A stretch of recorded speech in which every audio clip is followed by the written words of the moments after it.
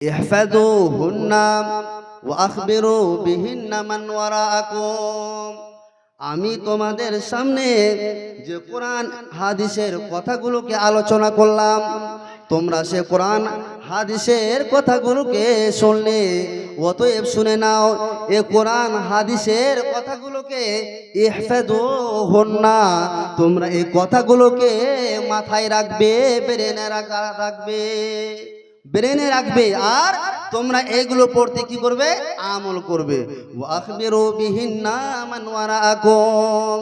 আর যে সমস্ত মানুষেরা আজকের এই মাহফিলে আসতে পারেনি, যে সমস্ত মানুষেরা আজকের এই দ্বীনি মাহফিলে অনুপস্থিত ছিল, উপস্থিত হতে পারেনি, তাদের কাছে গিয়ে তোমরা এই কোরআন হাদিসের কথাগুলোকে জানিয়ে দেবে।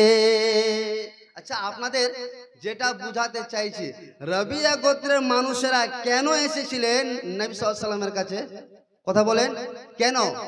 কোরআন হাদিসের কথা শুনবেন, তাদের উদ্দেশ্য কি ছিল?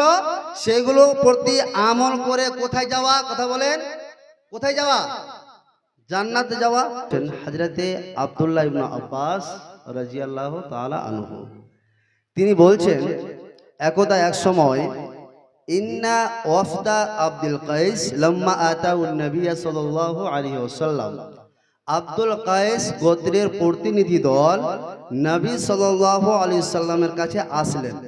আসার পরে নবী সাল্লাল্লাহু আলাইহি সাল্লাম জিজ্ঞেস করলেন, মানিল কওম আও মানিল ওয়াফদ, তোমরা কোন গোত্রের, তোমরা কোথা থেকে এসেছো, তোমাদের পরিচয় কি?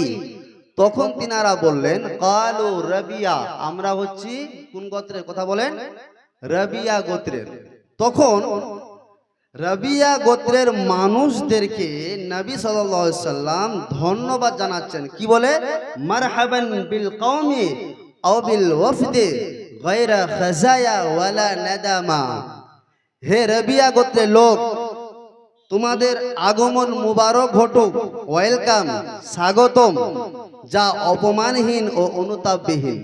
তারপরে এবার রবিয়া গোত্রের মানুষেরা নবী সাল্লাল্লাহু আলাইহি সাল্লাম কি ভাষাটা বলছেন শুনেন। নবী সাল্লাল্লাহু আলাইহি সাল্লামকে রবিয়া গোত্রের লোকেরা বলছেন, ইয়া রাসূলুল্লাহি সাল্লাল্লাহু আলাইহি সাল্লাম, ইন্না লা নাস্তাতিউ আন নাতিয়াকা ইল্লা ফি শাহরিল হারাম।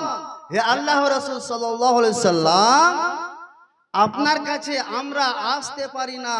কেন? আল্লাহ রাব্বুল আলামিন আমাদেরকে 12খানা মাস দিয়েছেন। সেই 12খানা মাসের মধ্যে 4খানা মাসকে আল্লাহ রাব্বুল আলামিন নিষিদ্ধ করেছেন, অর্থাৎ সেই মাসের সম্মানিত করেছেন। অর্থাৎ সেই 4খানা মাসে যুদ্ধ বিগ্রহ করা হারাম। কোন কোন মাস আপনাদের জানা আছে?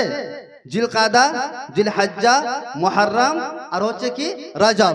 তো এই 4খানা মাসে যুদ্ধ বিগ্রহ করা হারাম। হে আল্লাহ রাসূল সাল্লাল্লাহু আলাইহি ওয়াসাল্লাম, আপনার কাছে আমরা এই 4খানা মাস ব্যতীত আর আসতে পারি না। কেন? ওয়া বাইনানা ওয়া বাইনাকা হাজাল হাইয়্যু মিন কুফারে মুদার। তার কারণ হলো এই, আপনার কাছে আসতে গেলে একটা কাফের সম্প্রদায় আপনার এবং আমাদের মধ্যখানে অবস্থান করে, কাফের সম্প্রদায়। তো তাদের ভয়ে আপনার কাছে আমরা আসতে পারি না। কেন? আসতে গেলে আমাদের ওপরে কাফের সম্প্রদায়রা কি করবে? আমাদের উপরে হামলা করবে, এই ভয়ে আমরা আসতে পারি না।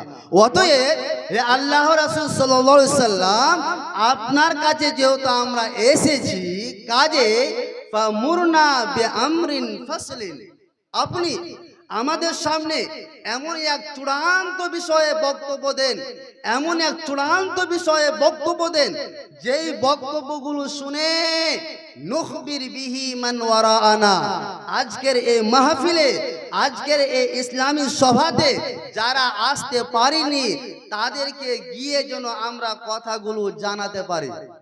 বুঝতে পেরেছেন? নাম্বার 1, কেন এখানে এসেছি? আপনার কাছে কোরআন এবং হাদিসের কথা শুনবো, আর আপনি এমন এক চূড়ান্ত বিষয়ে বক্তব্য দেন যেই কথাগুলোকে শুনে আমরা যেন যারা আজকে এই মাহফিলে আসতে পারেনি তাদেরকে গিয়ে যেন আমরা সে কথাগুলোকে জানাতে পারি।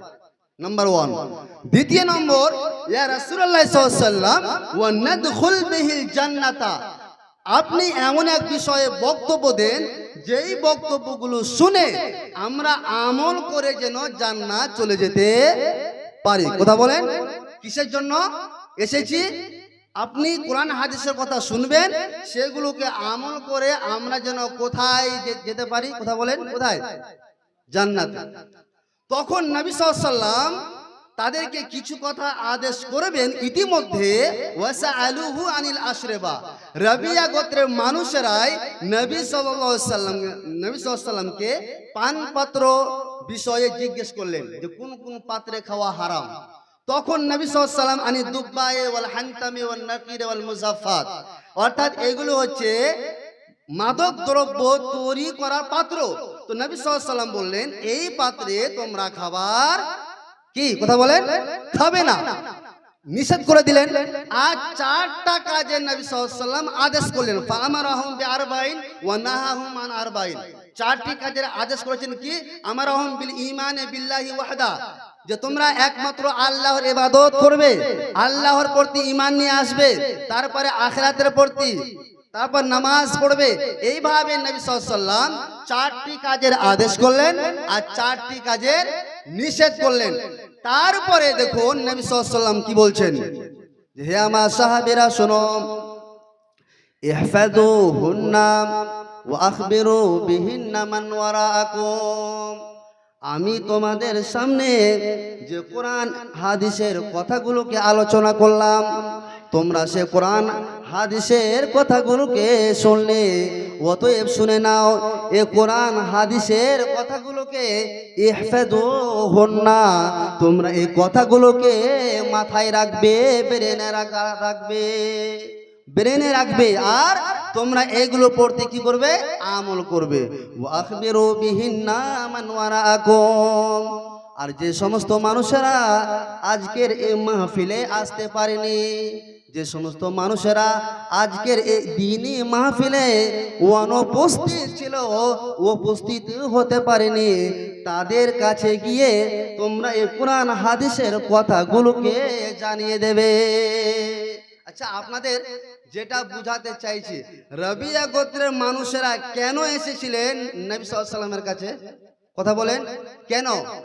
কোরআন হাদিসের কথা শুনবেন, তাদের উদ্দেশ্য কি ছিল? সেগুলো প্রতি আমল করে কোথায় যাওয়া? কথা বলেন, কোথায় যাওয়া? জান্নাতে যাওয়া। আচ্ছা, এরকম মন মানসিকতা কে কে নিয়ে এসেছেন? একটু হাত তুলেন দেখি। যে আমরা যা শুনবো কোরআন হাদিসের কথাই শুনবো, এদিক ওদিক নয়। যা শুনবো কোরআন হাদিসের কথা শুনবো, আর শুনে আমল করে জান্নাত যাব, এইরকম